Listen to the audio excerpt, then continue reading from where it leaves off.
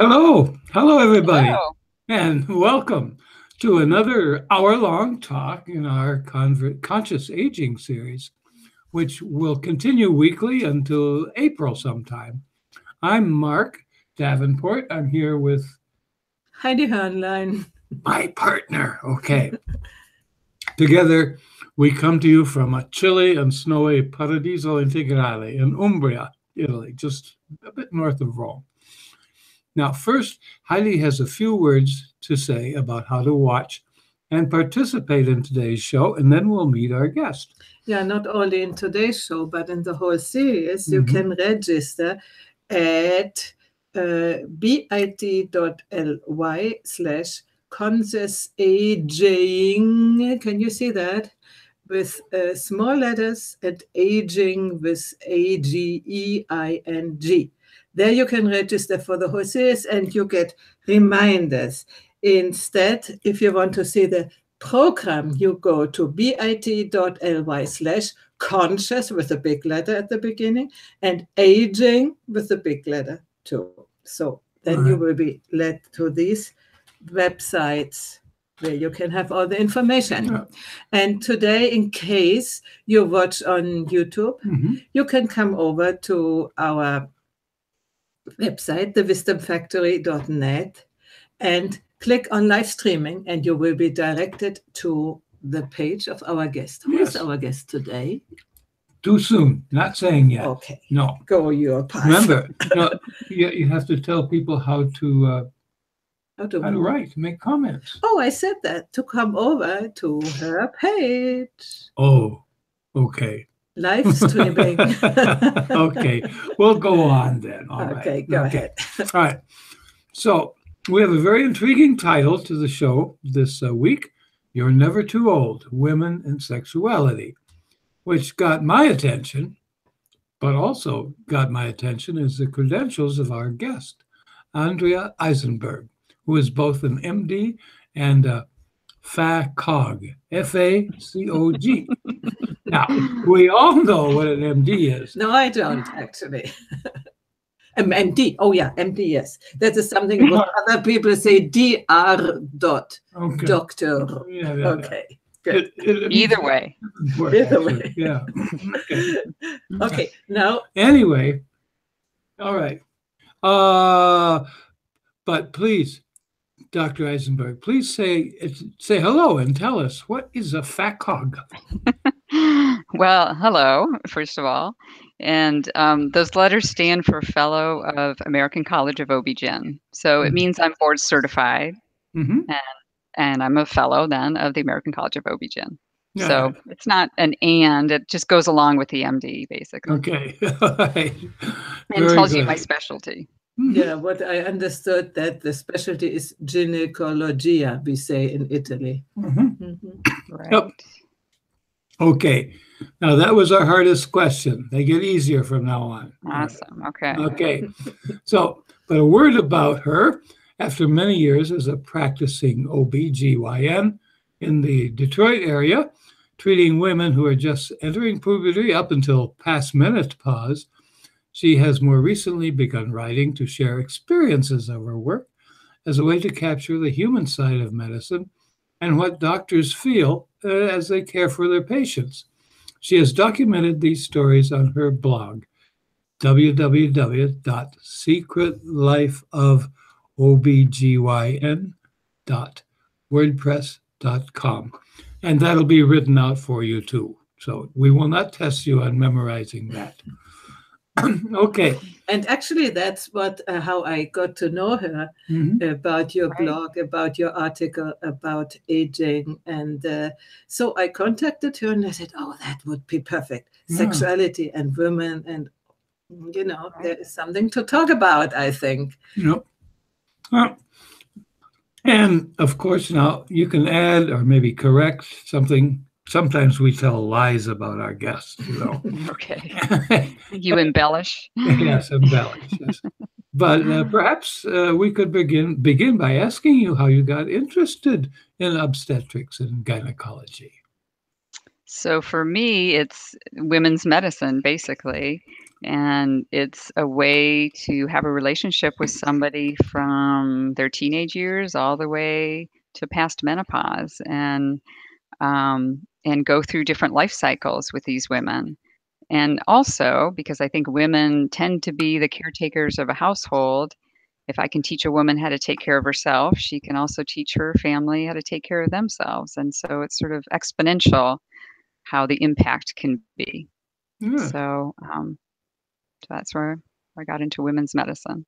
That is very nice. I mentioned to you in the green room before that all my life, I had male gynecologists. And I think the first time I was sent to a gynecologist was when I was 12 or something.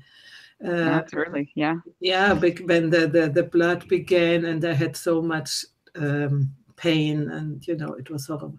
Anyway, and I was always uncomfortable with this fact that there were men touching me in areas which, you don't want really to be touched by men, especially when you are very young and then even older, when you had already sexual experience. So how is that men took over, and how well it's now that women go into this profession? Yeah. Well, it's, in some ways it's a mix of medicine and surgery, and so that attracts certain people, which I think, maybe that's where men get attracted to the field, because there's a lot of different things we do. But more and more women are going into obstetrics and gynecology. It's not an easy lifestyle. So for some women, they go into other areas of medicine because it's a 24-hour-a-day job, basically. You never know when a baby's going to be delivered.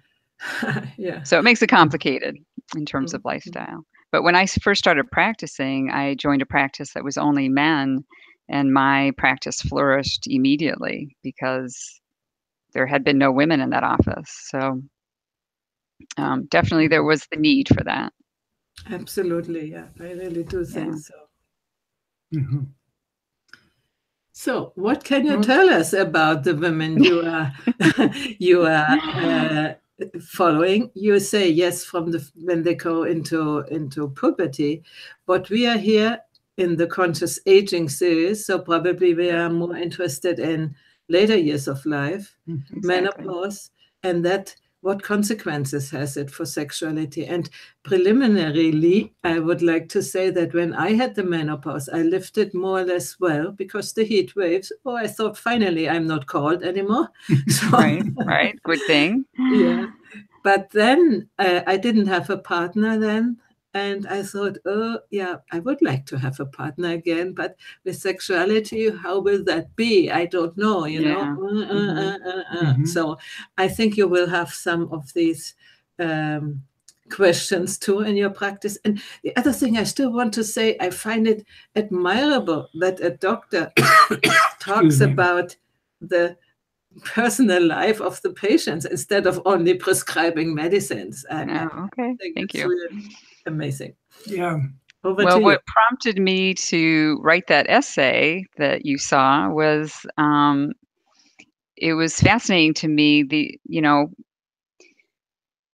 Women as they age have changes in their relationship. So they may be divorced, they may be widowed, or for some, this may be their first relationship.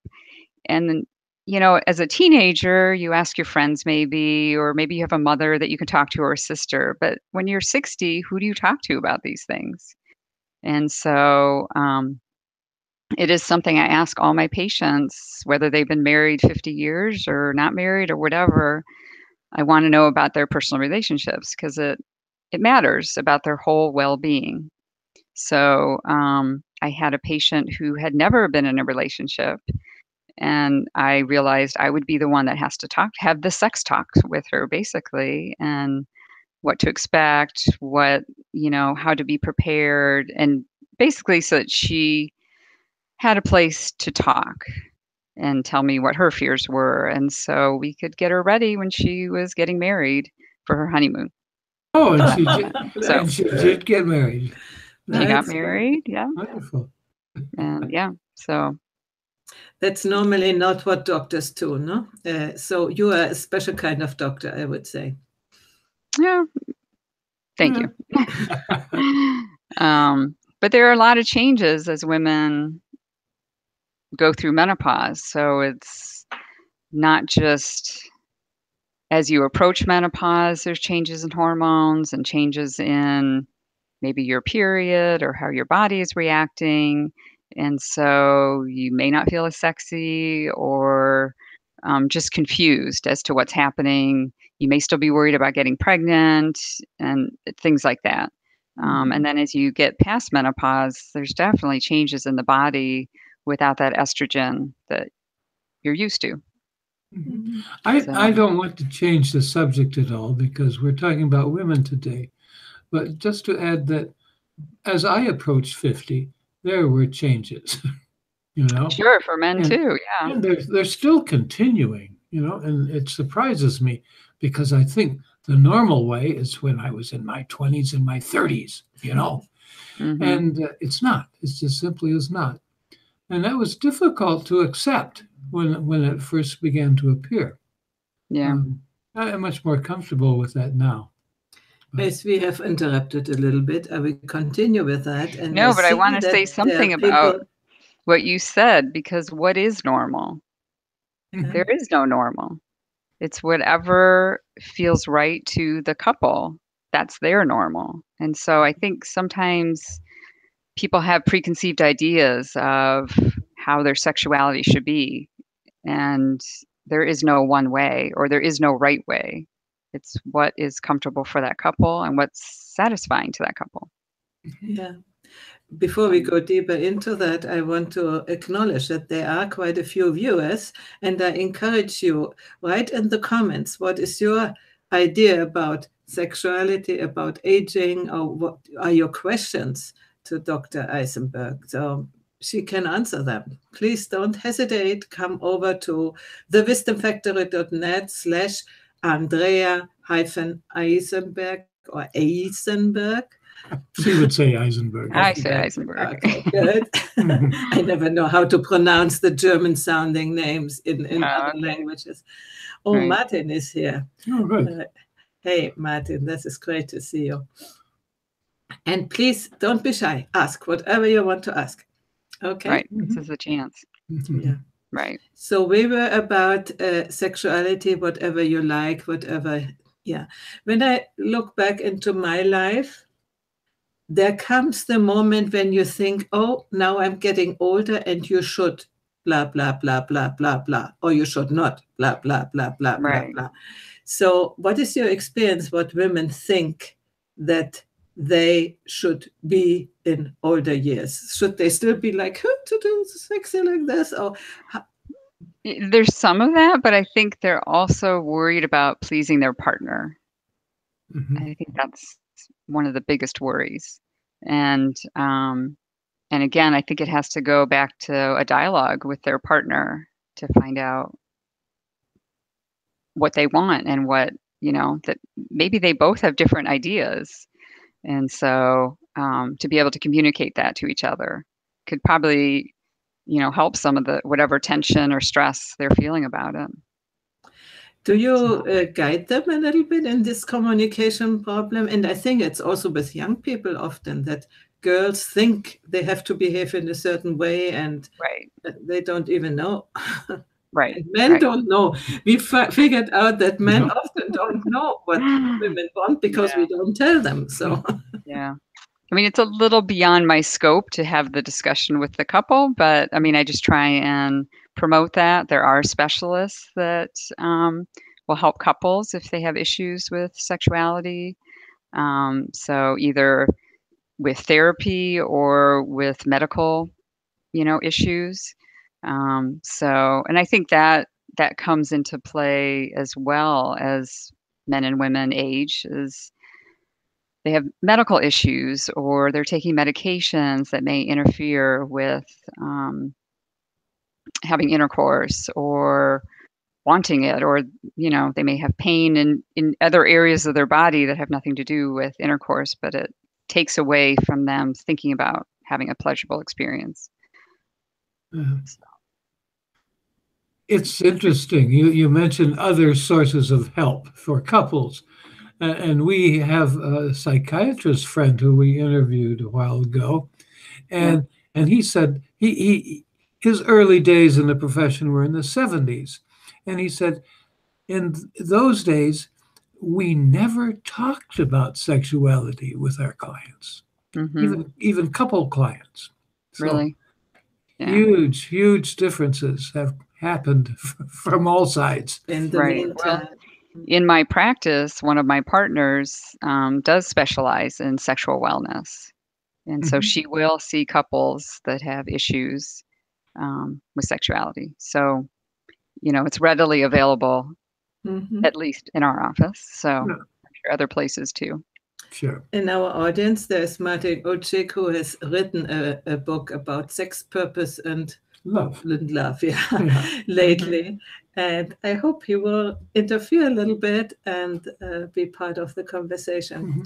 He already gave me a compliment. Oh, did he? Yeah, read it. Yeah, he said that. He said, "Thank you, Mark, for your comment." About men. Okay. Yeah, he started out with a book which was intended as a manual for men. How to handle women, not really in this way, but how to recognize if a partner might be the right one for you or not. This is very, very important. Right. So let's go back to you said in menopause and after menopause, the body of a woman changes, definitely. Right. And there are several ways to handle that. So right. Would you talk so, I mean, you had talked about before just the hot flashes or the feeling hot. And so, so that's part of the lack of estrogen. And it affects the vaginal tissue as well. And so the vagina, the tissue, a lot of women complain of dryness, but it's not just dryness. It's the tissue is thinned out. It's the blood supply isn't so good. The tissue isn't as elastic. And so there's that burning sensation from that. So that's why lubricants don't always help. It's the first go-to thing, but it may not always help for women. And there's different, so just, I don't know if you want me to go through different types of things that women can do for that, or? I think we can insert here a comment from Ella August, who says he has a question about losing desire after menopause. Is there anything we as women can do about losing our desire? Do you have advice for that? I think this might tie into what you will be saying now. Right. Well, I think so. Desire is sort of complex because some of it can be, oh, I'm worried that it's going to be painful. And then you don't have desire because who wants to have pain? And desire can also be you're having hot flashes at night, you're not getting good sleep, and so you're tired. So the last thing you're thinking about is having sex. So dealing with some of those changes that menopause causes can help sometimes with desire. And also for women, desire, a lot of it is in our heads. So it has to do with our relationship. And if there's some issues going on with the relationship, maybe it's a little stagnant, or maybe there's some conflict going on, that's going to affect desire as well. So there's so many things. But for sure, if some of it has to do with your lack of estrogen, and estrogen is a very controversial subject, but that can help with the vaginal dryness, with having more libido or sex drive as an option. And there are other medications for each of the various things, but in the estrogen sort of kind of is the one thing that can treat most of the symptoms at one time. So. But I think out of my own experience, we women are often, let's say, brought up for not expressing desire and for not having our own desire. And then we go into shame. And then when there is a while ago that we had the last sex, and then we think, oh, Is it still for me? And then it's easy to say, oh, I don't need it. I don't want it. I don't, you know. So it is really to look at it if we really don't want it or not desire it, because this, I think there are several levels of desire. Sometimes you come into the position, for instance, when we got to meet each other first online, and then the desire really came up to, you know. And so when he finally was here, we were sort of some days a little bit dancing around each other, but then the desire came. And it is sort of, it was there before, but it worked out, let's say. So I find it very curious how much our psyche is that's what I'm saying. Yeah, for especially for women, it's a lot of it is what's going on in our head, and you're right, and the feeling that maybe there's shame in wanting to have sex, and especially for, you know, someone who maybe this is a second relationship, or they're widowed, and so they don't know if they deserve to have another relationship or not, or so. Yeah, and also maybe fearful that they are not at the high standard which the partner might ask us, you know, and we are ageist, you know, when we compare us with the young women who we think they are right, you know, they do everything right and we don't, and so we slowly get us down, and then we convince ourselves, no, sexuality, but right. Well, and two, and how women feel about their body. So as it's changing in menopause, so, you know, things are sagging more, or you have wrinkles, or you have whatever, and you just feel like, well, my body isn't as attractive, like what you're talking about. It's not that firm 20-year-old body anymore. And what will my partner think? And, Yes, and without a really fine retirement pension, we're subject to those same forces, we guys. Yes. Exactly. We sag too. Right. Yeah. I'm the badge of honor of aging. Yeah. Right. Are women considered a badge of honor? You know, I don't think. No. Yeah. It is also culturally determined that women define themselves as women who can procreate. And when this is over, what value do we have? Yeah, we can be the grandmother, but, you know, that was hundreds and hundreds and maybe thousands of years where this was our role, also because we didn't normally live much longer than 50 or 60.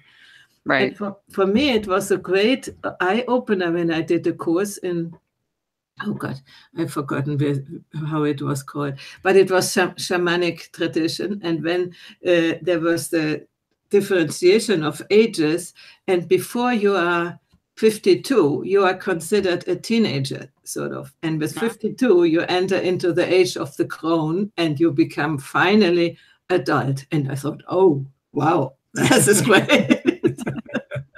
So the wisdom which you can, acquire when you get older. And then another thing comes into my mind. In some traditions, women who are still bleeding are not considered to be wise or something like this. So that they are not pure or something like this. I mean, just we need to consider the history in which we are going, and not only thinking it's now we invent everything. Right. And now that we're living so long, half our life is for women after menopause. Yeah. That's a long time. So it's a whole new breed, so to speak. You know, this period did not exist in earlier times. Yeah, and also in earlier times, like for instance, my mother, when my father died, she did never think to marry again, and even less to have sexuality. What I want to ask you now, what are the benefits? I mean, I felt it on myself coming together with him. What are the benefits of re-entering into a sexual life, even in older age, even with 80 or 90 or whatever? Right. Well, I mean, I think it's probably companionship is probably the big thing. And also, I think, you know, as humans, we are meant to be physical with each other. in some capacity. If it, if it doesn't mean having sex, it just means cuddling, that's okay too. So, I don't think that there's ever an age that someone doesn't want that intimacy in some way. Mm-hmm. I agree. I also found that when entering, I had the periods, sex and then no sex for years, and whenever I didn't have sexual relationships, sometimes for 6-7 years, I began to be sort of, squeezed, what, dried up? Yeah, something like that. Yeah. And then engaging in sexual relationships is sort of revitalizing the hormone. Do you have any information about how the effect is on the production of estrogen again? Well, once the ovaries are done, they're done. So it's not going to re-stimulate estrogen in any way. But, for women that do have the hiatus, like you're talking about, there's ways to kind of prepare themselves for if they become intimate with somebody, but it does take time. So, it's something that don't be shy about going to your gynecologist and asking, I'm in this new relationship. What can I do to prepare myself? So it's a comfortable experience. Yeah. We have some questions here. Martin asks, I'm curious why some women's sex drive increases after menopause. Increase in testosterone, masking effect of estrogen? That's a question. Is there an increase in testosterone that masks the effect of estrogen in older women? There's not. Usually for women, there's also a decrease in testosterone as well. So again, I think it goes back to what we talked about, that there's a lot going on in our head. And so if it's a new and exciting relationship, that may stimulate, a woman's sex drive again. So it may not be just hormonally based. Yeah. And the second question is here, if you already said something about the health benefits of an active sex life in later ages as well, physical, psychological, and spiritually. He's asking if we already said some of that, and I believe we have. I think so. Yeah. But again, Martin, detract us from our female stress here. Go down. There's an unanswered question. No, this was the one here. This is unanswered. She's got the cursor. I give up. No. Okay. She's in charge, okay? There's again Ella, and she says, just curious, are the risk of sexually transmitted diseases really a problem at older age? That's interesting, because I do have to talk about sexually transmitted diseases with my patients, even though they can't get pregnant in their new relationship, but for sure, they can get sexually transmitted diseases. So you have to talk with your partner about their history, and I do testing on patients, and using condoms sometimes may be necessary. And there's certain sexually transmitted diseases that people carry for a lifetime, like herpes or HPV virus. And so that is something that I've had patients who are in their 60s, suddenly I diagnosed with herpes because they have a new partner. They didn't think about, do they need protection or not, or talking to their partner about it. So it definitely can be a problem. Yeah. And that can apply not just to genital herpes, I believe. Is that true? Sure. Yeah. I mean, cold sores are a form of herpes as well. And that's something you carry a lifetime. Yeah. So it is unfortunately a reality that we have to deal with. Normally when you have a partner, let's say a fixed partner, then not fixed, but not like a monogamous. I mean, somebody who you stay always with, and you don't fear to get a disease. But in my life, there was always this fear of getting pregnant, Right. And then when I finally got pregnant, this person said, I don't I will never carry the child in my arm. I've never done that. I had 2 children, and you will have the money, but don't expect me to be a father. And I thought, oh. So for me, always getting pregnant was really a menace. And with menopause, it feels so much freer. Relief, yeah. I don't know how the experience of other women is. Write it in the comment stream what it is for you, or if you were comfortable with the fear or not fear getting pregnant. Maybe you wanted to get pregnant. I didn't, but right. Yeah. I mean, and I think for some women, when they hit menopause and it's the end of their childbearing, for some that's a sadness for them, either whether they had children or not, to have that door close. So I'm just thinking it might be in connection with this self-understanding as being a mother, as having value as a woman by being a mother. Right. Yeah, it's very cultural defined. No? Right. Yeah. Well, I don't know if it's just culturally defined. There's an awful lot of biology, thousands of years. Oh, yeah. I don't say that it is not right, but if it's the only way to define yourself, then it can become a problem. No? Yeah. Oh, yeah. Right. Right. Like men who define themselves on having the ability to have intercourse, no? Then if they can't for some reason, then they are not men anymore or something. Oh, my God. Okay, that's out of my realm, but but yes, there are other ways to be intimate besides intercourse. So that's not the end all be all. And I think recognizing that too, that maybe just, having a massage night, maybe that's enough for that night, whatever. Oh, we do that every night, especially on your knees and your feet. Yeah. I was thinking about Tantra, no? When people think Tantra is about having sex all the time, it's really not. It's about developing your body's sensitivity. Either one will work. And to be able to respond physically, because most of our life today happens outside the body, in the sense that it happens mainly here or in action, but we don't really skip the feeling stage in the body. We try to avoid it. Only when there's pain, then we remember that we really want to avoid it. Right.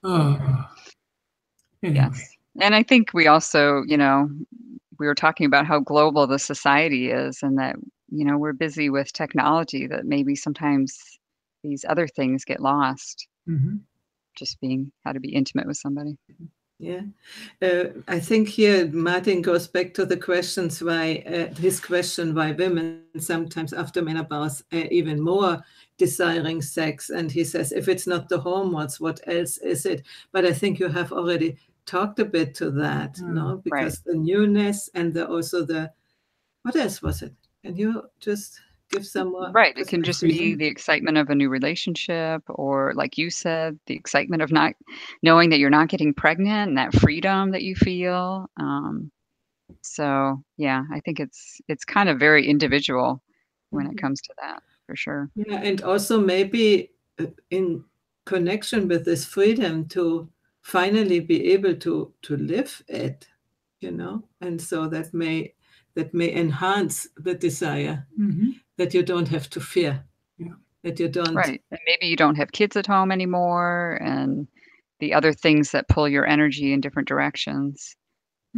And maybe also a sort of proof that you are still desirable, and that you are still active and well. And fully functional. Fully functional, which is nothing bad. It's good. Right. I think, the sense of feeling desirable is a big thing. Yeah. For women, So now I think we have still about 20 minutes. I would like you to speak a little bit about prevention, or about medical advice you could give to all women, not only to elder women? What can they do to stay healthy so that they need you as little as possible? Wait, Talk yourself out of a job here. Yeah, exactly. Is that a good thing? Well, I think just general health is good. I know women, at least in the US, they're very scared about cancer. So breast cancer, ovarian cancer, things like that. But they forget that like the number one disease for women is heart disease. And so, keeping your whole body healthy is very important to your sexuality as well. So, staying fit, not being overweight, eating well, basic things, exercising can all be very helpful with that. It's hard to give advice over a woman's whole lifetime in terms of how they can stay out of my office, but yeah, no, what I think, for instance, about is when I see young girls being naked, more or less, on their belly and on their back in the kidney area. And I remember I did that too, and I had a lot of bladder problems when I was young. You mean bladder infections? Bladder infection, and that, I don't know if bladder is very near to these other organs. It is. For a woman, everything's pretty close together there. So, especially in menopause or past menopause, women tend to have bladder infections more often, just again, because that tissue is thinned out there. There's not good blood supply, and it's just easier for them to get a bladder infection. So, like when it comes to intercourse, making sure their bladder's empty either right before or right after is important. Drinking plenty of water, that sort of thing to prevent that. And also for older women, sometimes they don't recognize they have a bladder infection. The symptoms can be so mild. So it's important if something feels different to make sure they do see their doctor right away. So, yeah. And now getting back to younger women, I always take myself as an example. I had so much pain with a menopause, with a menstruation. What could you say to women who are still struggling with that? What they could do? And let's be here. Okay, so we'll get out of the aging and go to the younger women now. Yeah, but also younger women are aging, so. True. Yes, true. Aging happens anytime. Yeah. It does. So, exercise can help a lot when it comes to like menstrual pain, menstrual cramps. What exercise? What exercise? Any exercise, just, usually cardio exercise. So running or biking or something like that's gonna help with that pain. So actually, I tried running and it increased my pain. I got okay. Even in the midterm of the menstruation, I got the same pain by running. I'm moving it too much, the lower belly. So right. Well, there can be different reasons. I mean, for some women, it's just they have cramps with their period. For others, they may have something called endometriosis, which is a whole different than problem, but can give them a lot of pain with their periods. You can use over-the-counter type medications like ibuprofen or naproxen, which is Aleve. Those can help with the pain. And then for some women, I need to use things like birth control pill or something that can, sort of calm down their period, so lighten it and less cramping. So sometimes, you have to do medical intervention to help with that. Yeah. When you say birth control pill, that brings me to two topics. One is the birth control. What would you see as the best way of birth control? Or what possibilities are there which we maybe don't even know or didn't know? And the other thing is some women, to avoid menopause, take a lot of hormones until they are 80 or something. What is the consequence for that? So it's kind of two different spectrums. I mean, in terms of birth control and hormone replacement, older, but and I can tell you what's available in the United States. I'm not 100% sure in Europe if this is the same thing. And there's a lot of different options. So usually it depends what the patient wants in terms of, do they want something with convenience that they don't have to think about every day? So something long acting like an IUD or intrauterine device. Or there's also a device that can be put in the arm called Nexplanon that lasts for 3 years. What is that? So these things last a long period of time. What is that? I don't know that one. It's called Nexplanon. It's a capsule that's put in the arm. It's just progesterone. Okay. While the other one, the first one, you said it's like what you call a spiral, which you put into your uterus. Right. So there's different types that are available, some with hormones that will lighten your period, some without hormones. And they can last anywhere from 5 to 10 years, depending on which one you choose. And then there's the more traditional method of just birth control pills. And the birth control pill can also come as a patch. So you can just change it once a week, or a vaginal ring that actually is inserted in the vagina and is changed once a month. So those are all like reversible types of birth control. And then, of course, there's the traditional tubal ligations, vasectomy, if a couple is done having children. Vasectomy is quite effective. Yeah. So, but then there's the transition. So women kind of later in their 40s, maybe early 50s, where their periods are starting to get irregular. And it may mean they're skipping periods. It may mean they're more often. It may mean they're heavier, they're lighter. It can be any combination. They can be unpredictable. And so sometimes using hormones helps kind of straighten that out a little bit. So the IUD can be used, the progesterone IUD can be used to help regulate the hormones, or the birth control pill. And then for some women, they go right from the birth control pill because they feel great on it to hormone replacement, which is then just basically a lower dose birth control pill. So it's continuing the estrogen, but more at a level that's what's necessary. And what about the side effects? Yeah, that's quite a menu to choose from. Of the hormone replacement or the birth control options, or everything. We only have 15 minutes. Okay, so fill it up. Come on. So I'm going to head towards the hormone replacement, since I think that's more the avenue of what we were talking about. So there's different ways to give hormone replacement. And so basically it's replacing the estrogen and the progesterone. Unless a woman has had a hysterectomy, then they only need the estrogen part. And there's different ways of giving that. So depending on if the woman only has vaginal dryness, you can just give vaginal estrogen.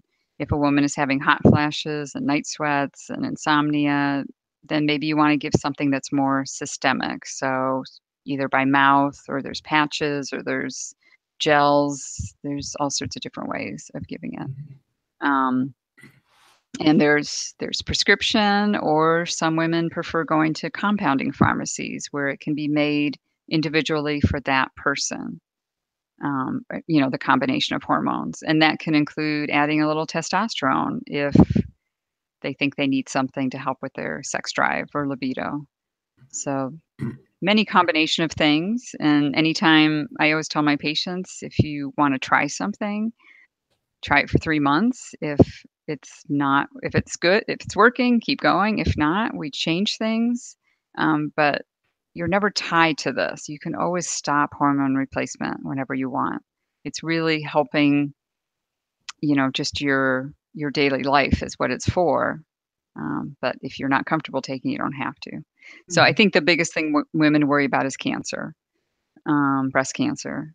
And there's definitely a slight increased risk of breast cancer with hormone replacement. But when we did the studies, it was almost 15 years ago, maybe 20 years ago, the increase is not that great. But it is a balance of deciding what's more important to you at that time. So everybody has to make an individual decision about that. But when it comes to things like just using vaginal estrogen, the risks decrease incredibly. So, we think of vaginal estrogen as a very safe thing. Mm-hmm. So that's Great. There's a lot to think about. And that's why it has to be between a patient and their doctor in making these decisions, because it also comes into play if you happen to be on medication or not, or what your family history is, and things like that. And what when you're making your role decision. in your experience or in your imagination would have the partner in that? How can a partner support their women in this transition, which obviously is a little bit more big than a man's menopause? Menopause. Well, I think, as women make the transition, it's what we talked about before, feeling still desired. And so maybe supporting women and showing them that they are still desirable, um, and having patience. And, there may be some moodiness along with these hormone changes. And sometimes it's hard to control that. And so being patient with that as well. And trying to keep a dialogue open about, finding out what they're feeling. So. And vice versa too. Vice versa too. Yeah. I think it goes both ways. Yeah. Exactly. Yeah. I remember I was married in '63, and my wife, young wife, was put on this early variety of pill, and she immediately put on about 20 pounds. Yeah. Because they were whopping big doses in those. They were days. huge doses then. Yeah. And so that wasn't very satisfactory at all for her as well as for me, as far as that goes. But right. So it sort of colors me when I think about these long-term medications that people take. Do we know, with some real certainty, which are, relatively harmless and which are not? Yeah, with trial and error, no? What has been in the past. Well, I mean, for sure medicine is evolving, and maybe we don't always predict things that can happen, but for sure with like the birth control pill, we've definitely decreased that dose to, probably at that time she was taking 50 micrograms of estrogen, and now we're down to 10 or 20. Mm-hmm. So, I mean, it's a huge difference at this point. Yeah. And like when I work with my patients, especially like with hormone replacement, I work with them as to how their symptoms are. So I'm treating symptoms. I'm not treating a number. And so I don't need a certain blood test number to tell me whether it's adequate or not. We're just trying to treat those hot flashes or the dryness or whatever. Mm-hmm. And so thinking of it in that terms sometimes is helpful. But, there's risk to life every day. So we're just trying to make it, where it's comfortable and pleasurable and that sort of thing. And sometimes it doesn't go without pain. At least the story of women is painful, with childbirth and whatever. And I find that it is enabling women to be more enduring in many ways, Mm-hmm. While men, I often find that there's something little happens to them and Facts. Yeah. And what I wanted also, because we talk here about that, is also to give to men the opportunity to see into the life of women, because normally we don't talk about that, and here we are more free and talk about our experience and what is so. And I'm sure that men often don't know what women's life is about, and vice versa, by the way. Absolutely. It took an awful lot of failed marriages and decades of living, before getting hooked up with this woman, where we could actually really talk about, honestly, the experiences of each other, growing up as a man, growing up as a woman. Living in a man's body and its problems, and living in a woman's body. It is time that we open up the discussion much earlier in school or wherever. I mean, in early age.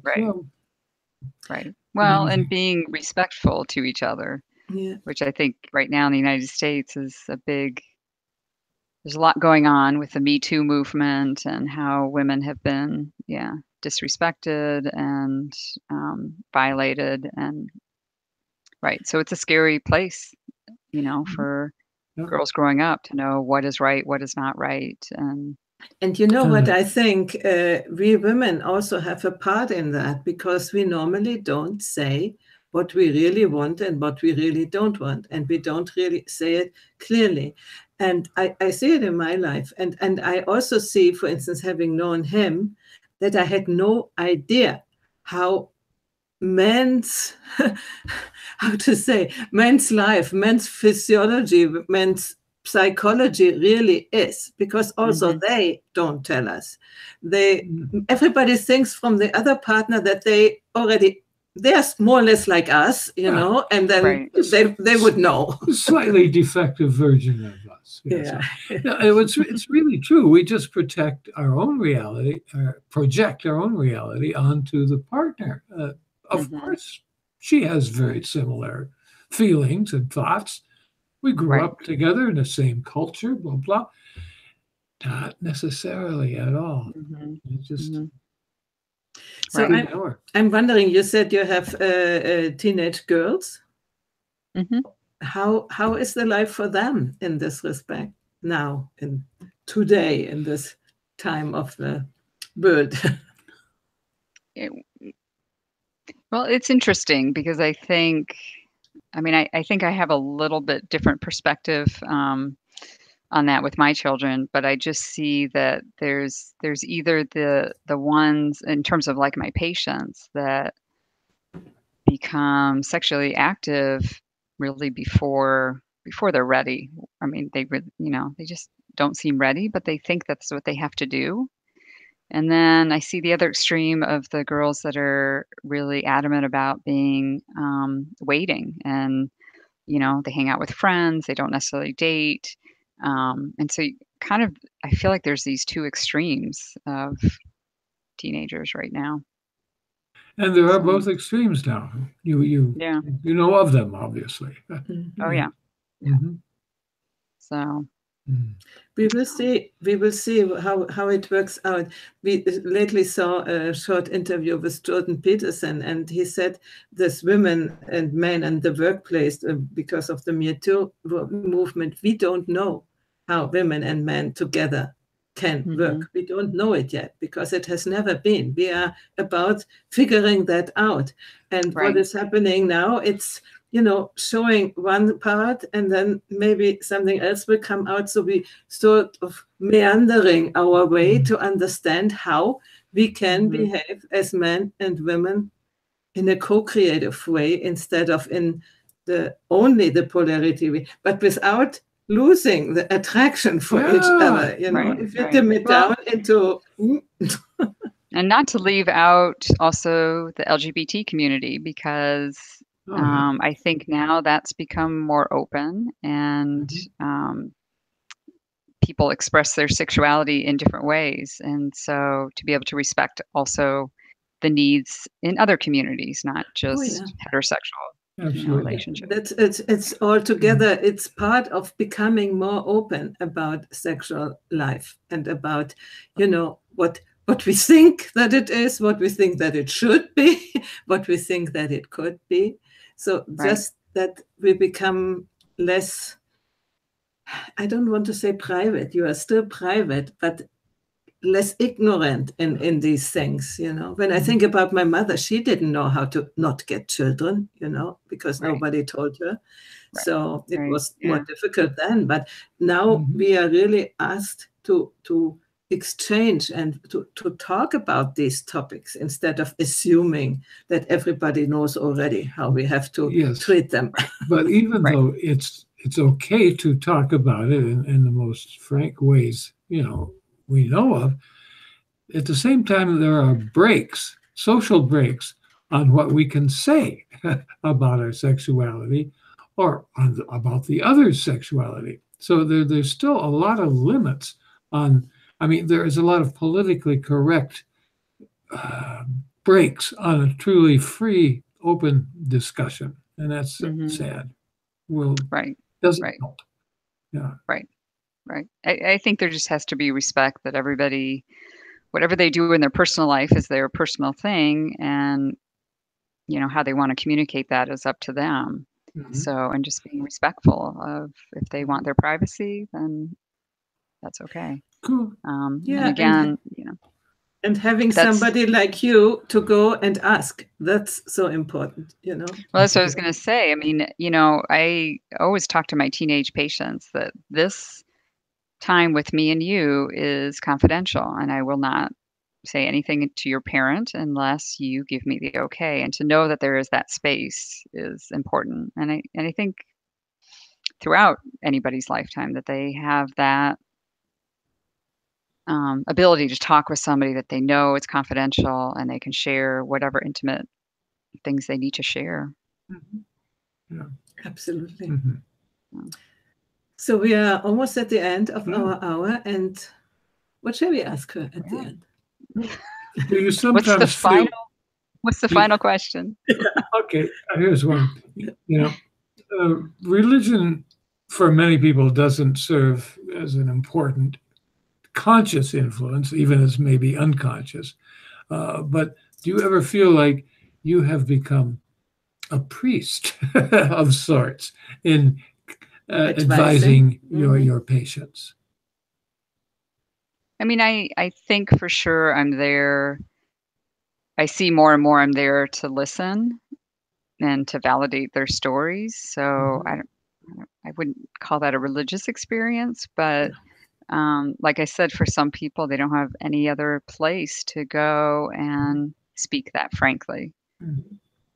So I was thinking of the Catholic Church traditional role with confession. Oh, okay. Yeah. You make it okay for them to go on from wherever they're coming from. And I think she, for women especially, will have some better advice than a Catholic priest. So no.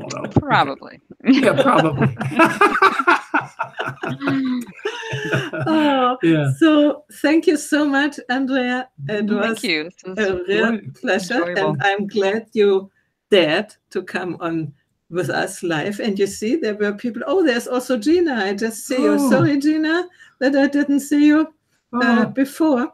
Let's read her question.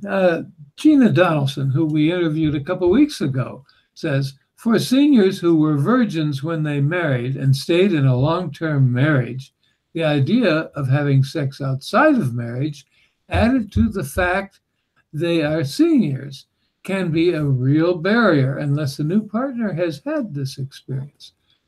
Talking about long-term monogamy, as just a role, just a given fact of life, and then the possibility of a new relationship. Right. Well, that's scary territory for sure. Yeah, it is. But you can, whoever can have a very confidential friend for the, preliminary talks, and for the more specific talks, go and see Andrea in Detroit. The priestess. Yeah. They're not in Detroit, whoever their gynecologist is. Okay. So last word for you. What would you like to still say what you haven't said? We've said a lot. I think just to reiterate that menopause is not the end of a woman's life, that there's so much more there, and to not feel like it's an ending, but maybe a beginning of something new instead. Yeah. And I would say to women who are in menopause and even older, maybe they are not so slim anymore, or not so smooth, but they have something else, which really is worthwhile. Okay. You told me that. Okay, thank you everybody for having been with us for a whole hour. I very appreciate it. And please contact Andrea for more information. Come to our website and look. There is also books which she is recommending, and there's all her story. Her books. And keep on the conversation. Okay. With your friends, with everybody. So, well, thank you for this opportunity. Oh, yes. And thank you for helping our conversation continue. Yes. You're welcome. Really. Okay. Thank you. See you next week, everybody.